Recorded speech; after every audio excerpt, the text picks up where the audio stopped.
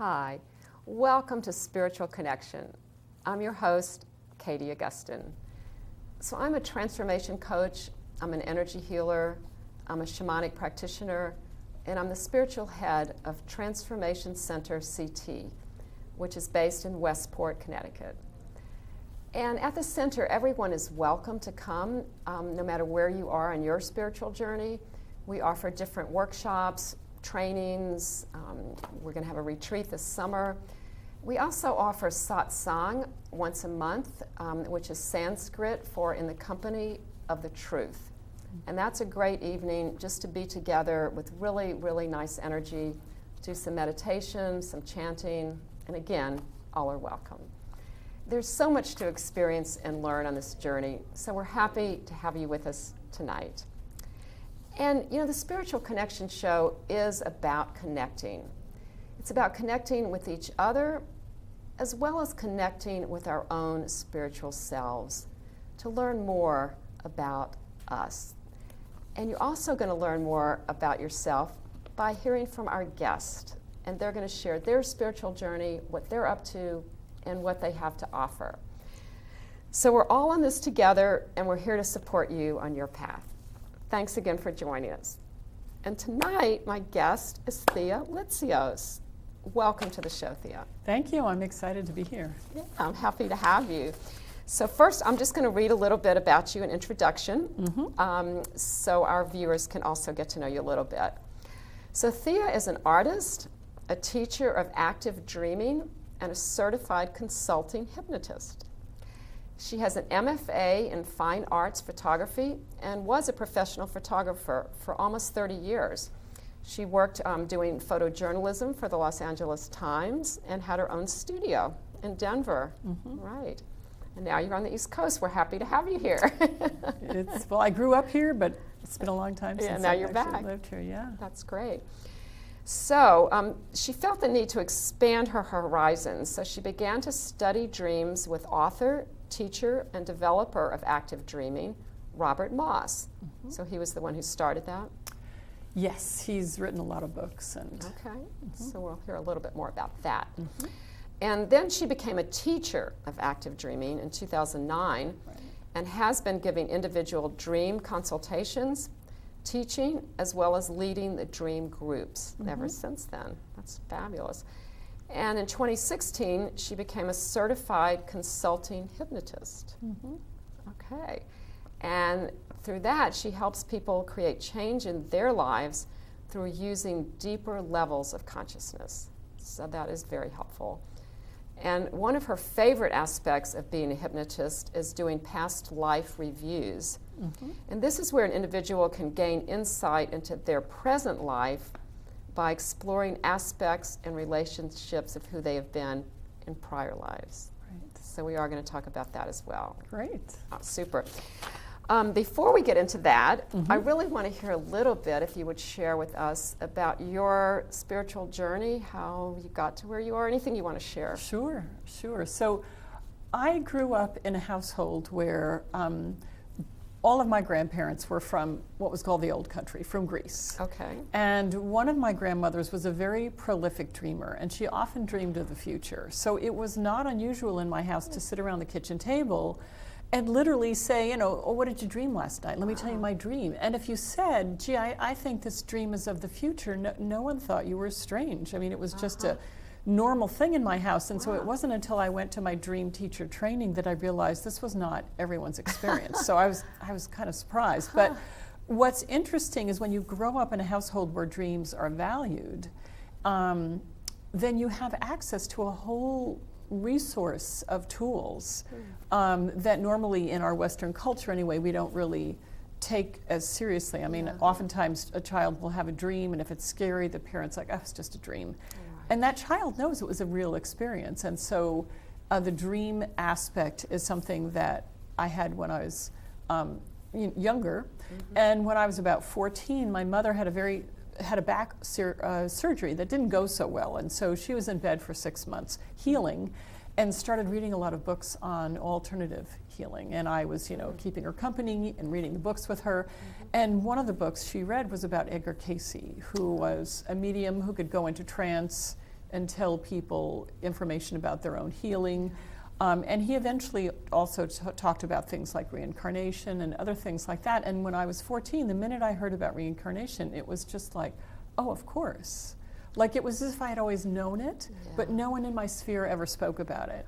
And so from that moment forward, it really kind of expanded my view, because I grew up Orthodox, Greek Orthodox, Eastern Orthodox. And so I certainly was, religious, but I think that kind of made me move into what was maybe a more spiritual aspect, because, okay, the religion that I grew up with is not the whole picture. So what else is out there?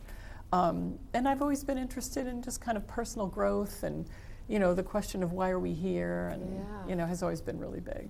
Yeah, so that's cool, because it really allowed you, having that dream kind of background, it sounds like you were open to a lot. Yeah, and it's quite, it is quite amazing when you realize what you can do with dreams, and, use that as a tool, because it really is just connecting you to your higher self. Yeah.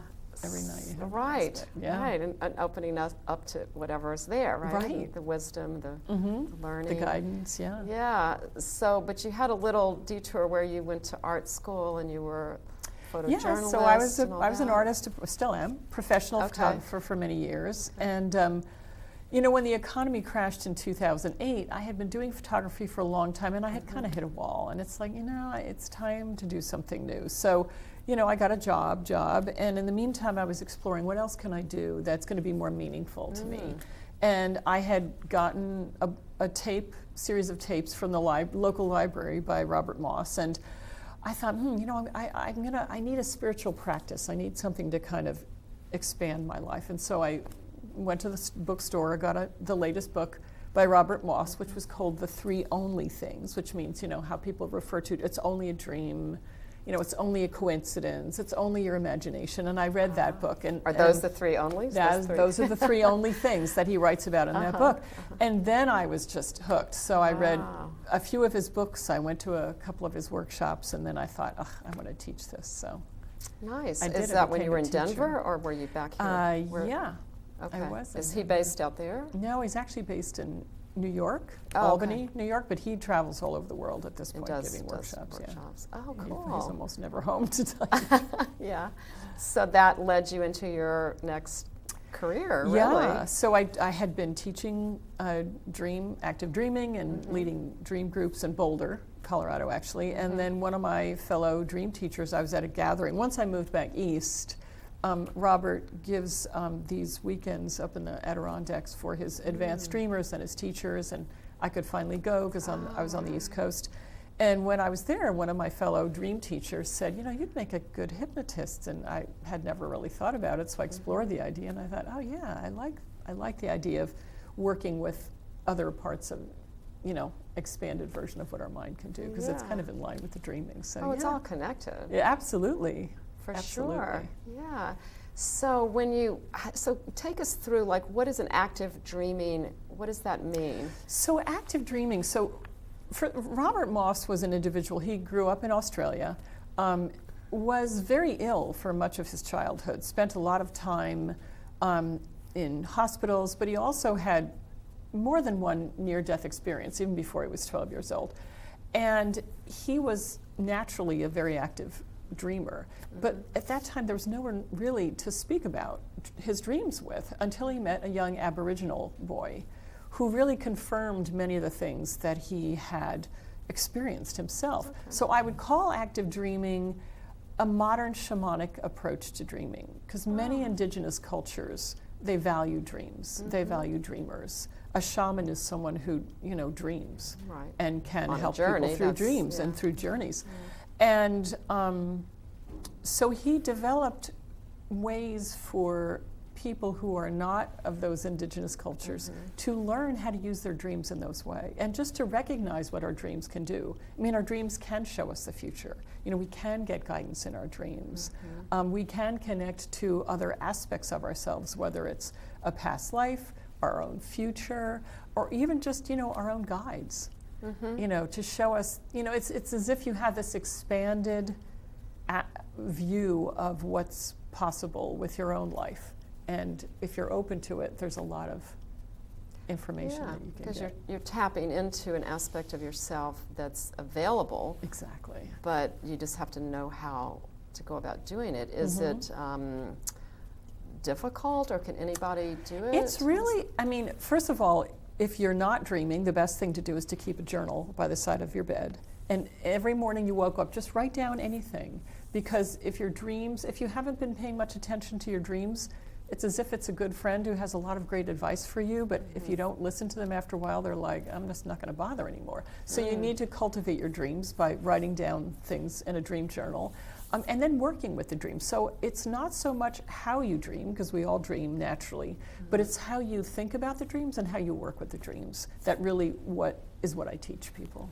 Okay, and are there specific like universal themes that or is it all individual? Not so much. I mean, the most important thing to know is that you are the only expert of your own dream. So no one can really tell you what your dreams mean. And a lot of the times when people say, oh, I have this book and it's an encyclopedia of dream meanings, I say, don't look at it. Okay. Because from keeping track of your own dreams, you'll find out what something means to you personally.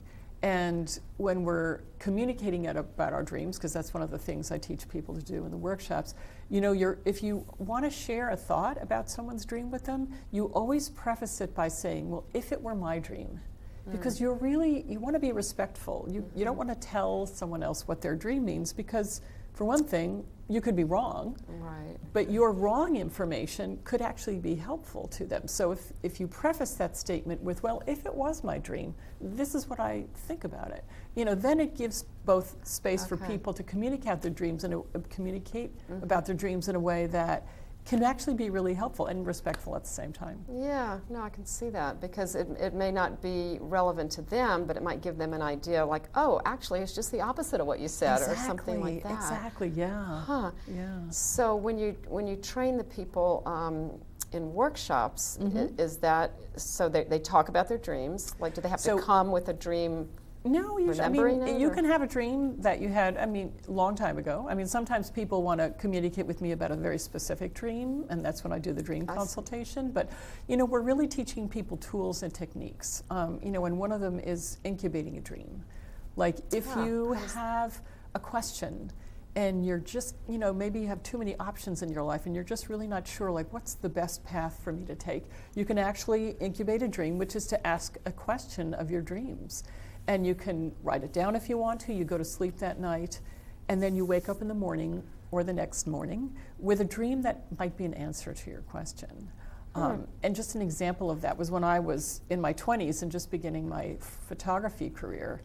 I met a young man in Scotland that I thought, oh, this is my soulmate. And I really questioned about, do I want to come back to the States? Do I want to stay? Is there a way for me to start my career in Europe? And I just was leaving in about 3 days. I had a plane ticket, so I had to make up my mind, and I asked my dreams, like, should I stay or should I go? Essentially, was the question. And the dream I had was of a train that was traveling over the countryside, and sometimes it was on tracks, and sometimes it was off the tracks. It was just going across the land. Either way, it traveled fine, but I noticed that in the dream, when the train was not traveling on the tracks, it was upsetting to me. And I woke up and I thought, stay on track. That was the message. Literally. Literally stay on track. So I got on the plane and went home. And it was a very wise decision. It took me years later to see the wisdom of that. But in the moment, I felt, okay, I'm doing the right thing. And so I did. And so it's teaching people things like that. And then how to think about the dream. And then we also teach people how to go back into a dream journey, a shamanic journey, which you're probably familiar with. So that you can get more information from a dream. If maybe you had a conversation that was interrupted, or maybe you were just about to turn that corner and the dream stopped, and you want to go back and find out what happened or what that person was saying. So there's a lot of aspects of what we teach. So is it similar to going on a shamanic journey when you re-enter a dream? Yeah, it is. You're in a waking state. You're relaxed, shamanic drumming, and off you go. Oh, that's awesome. Yeah, it's really interesting too. Yeah. So have you ever had anybody that, when you first worked with them, they were resistant or they didn't get it and it took a while? Not really, because people usually come to the workshops or come to the group because they want to. They want to learn. They want to learn, and they want to have that experience, or they've had a really either a series of dreams or a particular dream, and it's like, I want to know what this means. So it's like they're curious about something. Yeah. I mean, I meet many people who say, I never dream. And what I tell them is actually you're just not remembering them, because 99% of the time people are dreaming. I mean, there can be certain medications and things that can interfere with that, but for the most part. Do you think there's times in our lives that we have a tendency to dream more actively than other times? Is it? I think like so. There's something going on in our lives, like stress or anything? You know, I think there are certain things that might make it harder for us to remember our dreams. I mean, I moved back to Connecticut from Colorado because I came to take care of my elderly father. And, you know, there were a number of years where I had to jump up in the middle of the night often to go help him. And I didn't remember my dreams much like a new parent would, you know, like you're on alert. You're not, you know, you are not allowing yourself to go into those deeper states. So I think there are certain times where, you know, it's just harder. But I don't think there's any, you know, once you have a life that's a little more calm and not quite as, you know, if sleep is not interrupted, then I think it's really easy to get back into dreaming again. Yeah, that makes sense, totally. Well, do you think that, like if we didn't take one of your classes or workshops or consult with you, would you recommend just keeping a journal to start with? I definitely recommend keeping journal. A journal. And I also recommend Robert Moss's books. He has written at least 10 books on dreamings. And, you know, Conscious Dreaming is one, Dream Gateways, The Three Only Things. And he gives a lot of very practical steps to take. And the first class I took with him was an online course. So, you know, you can just get a piece of paper and read it and say, okay, I'm going to try this out. So yeah, books work. And, you know, having, you know, one-to-one experience with people or being in a workshop is also really, because the group energy kind of makes it richer. Do you offer workshops on a regular basis around here? I will be, and I haven't, you know, my caregiving ended recently, and so I'm kind of beginning to do that. And I'm also planning to have a monthly dream group where people can come and talk about their dreams and learn some of these techniques. And that would be cool. Yeah, the whole idea is to create a dream community where you know there's people that you can talk to your dreams about, since very often the people we know are not so much the people that we would tend to do that with. So if you have, like, you know, a safe group of people, that you can kind of really expand that. That's a great idea. Yeah, I'd like to hear more about that for sure.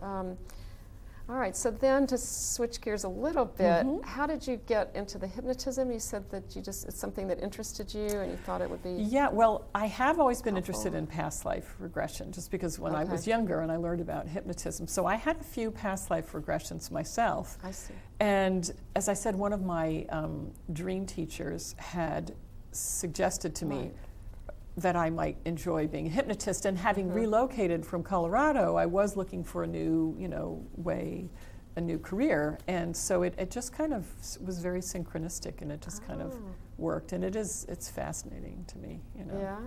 What is the training involved in being a hypnotist? It was about a 1-year training, so it involves both, you know, classroom time and experiential time and practicing time, and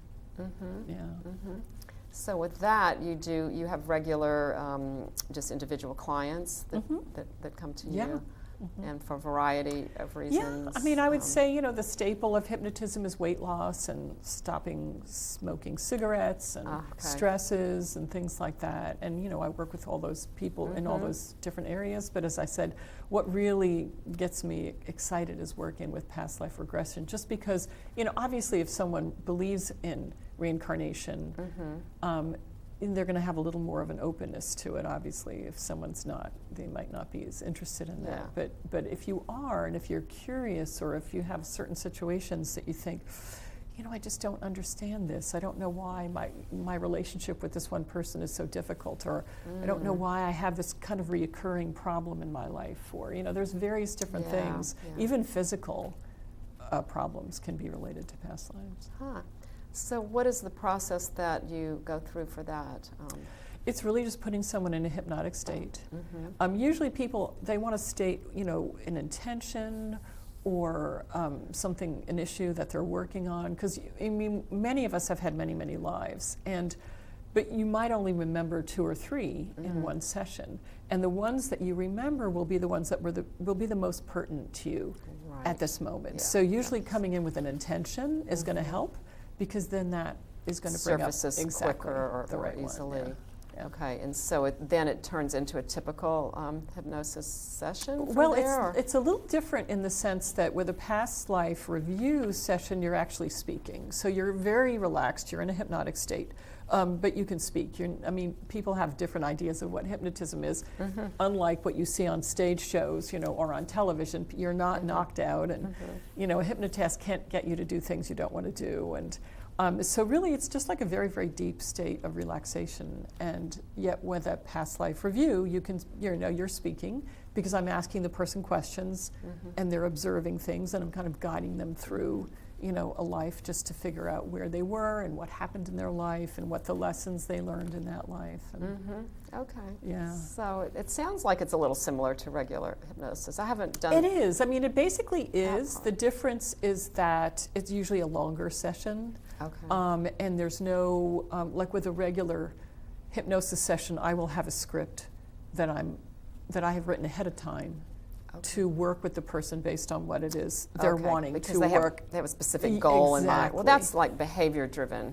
Yes, Hypnosis. in a way, yeah. Yeah, And so past life regression is different in that I don't have a script. It's just open. spontaneous in the moment, and the person is guided by whatever happens to be the issue or the individual or whatever they want to work on. Yeah. So in a way, you're kind of following them through. And guiding what in a way, they yeah, guiding because the questions that you ask are going to help people notice where they are. Yeah, What are they that's wearing? true. What time frame are they in? And the interesting thing is when you are in a past life review and you meet someone in that life, you kind of instantly know who that they person is are in your this present life. life. There's like, oh, well, there's my brother, but that's actually my mother. And you know those things kind of instantly. There's no, There's no question about it. yeah, it's just kind of a knowing.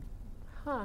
Well, that is cool. I can see why that would be really, really helpful for people. It can be really. Yeah, that's awesome. So I think that it's just so interesting that there's all these things available to us. And, that's one reason I wanted to have you on the show, is to bring these things to people so they can see that it's really accessible. It is. And I think there's more people who have all these different skills than I think a lot of people realize, In other words, you might be searching for something and you don't quite know what it is, and all of a sudden you meet one person who introduces you to the next. All of a sudden there's this like network of people who have all these different skills that you might not have been aware of. Yeah, I mean, I've done the hypnosis a few times, but for no specific reason, honestly, because a friend of mine had a really good experience with a person, and I thought, I was just curious. Yeah. I just went in with an open mind. And I learned a lot. And it wasn't a past life review, but it sounds like the process was similar to what you're describing, because it was more like, where are you? What are your surroundings? Who's there? Oh, okay. Yeah, it does sound. Because I had no purpose, I had no specific thing you wanted goal, to work on, to work on. So it was more just like, okay, let's just explore, And I did it a few times, and I thought it was very, it was enlightening to see what came up. Yeah. Like where I went on this Exactly. journey. Yeah. And who was there, It and is. what they were doing. Right. It was more about childhood experiences Oh, yeah. That can be really. rather than a past life. So I think anybody, I would encourage people to explore that avenue, because it's really probably one of the least threatening and enjoyable things that I've done. And I'm like you, I'm an explorer, so I've Tried a lot of things. tried different things, Yeah. and just to see what's out there. And some of it, all of it is helpful. Honestly, I don't think I've done one thing that I didn't find helpful. And I think, many times people become hypnotists because they had a really powerful experience on their own, whether it was healing or whatever. And so it was a little different for me because other than a couple of past life regressions, I had not really been hypnotized myself. So I had to kind of explore it a little to say, okay, let's, is this something that I want to pursue? And I, decided to. Right. It's been really great. But you said it appealed to you. What was it about that appealed to you? When you're working with dreams, you're working with an expanded aspect of who we are.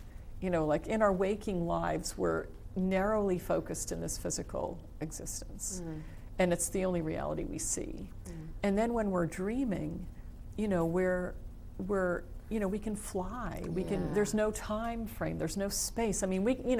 All of a sudden, it's like the whole universe is open to us. And when you're working with hypnotism, you're working with the part of the mind that does so much that we're not even thinking about it. It makes sure our body is functioning. There's so much that our subconscious mind does, and beliefs that we're holding on to that we don't even know that we are. That to work with that is it's just so powerful. It's amazing. Yeah, I hadn't really thought of it that way. But once you, delve into it, then you can uncover all of these things, like these limiting beliefs. Yeah, absolutely. So, do you feel like, in some regard, you end up being a counselor for your clients, like helping them interpret what they're experiencing? Not so much of a counselor. I would say what I'm really doing is helping people create the change. So the logo that I have on my website is, creating the life you want from the inside out. Because it's really about, we all have these tools, whether it's our dreams or our imagination or many things that, we just might not know how to use them. So I would say I'm more of a teacher and a facilitator to kind of help people learn. So bringing out what can benefit them. Right. Yeah. Right. It's probably more similar to being a coach, which is, my philosophy is that everyone has what they need inside of them, but they just don't know maybe how to access it or know that it's there. Absolutely. So it's about uncovering it and bringing it out. Yeah. And it starts with self-awareness, and this sounds like it does too. Yes.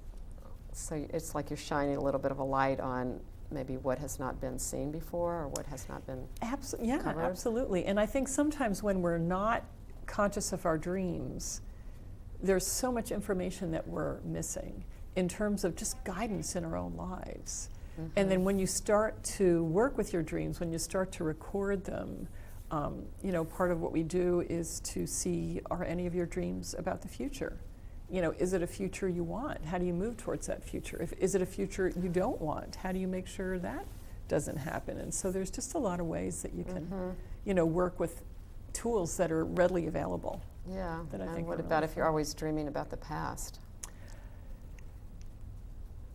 Meaning a recurring dream, or? Well, things like, for example, I always dream, talk about me, like I'm in my grandmother's house.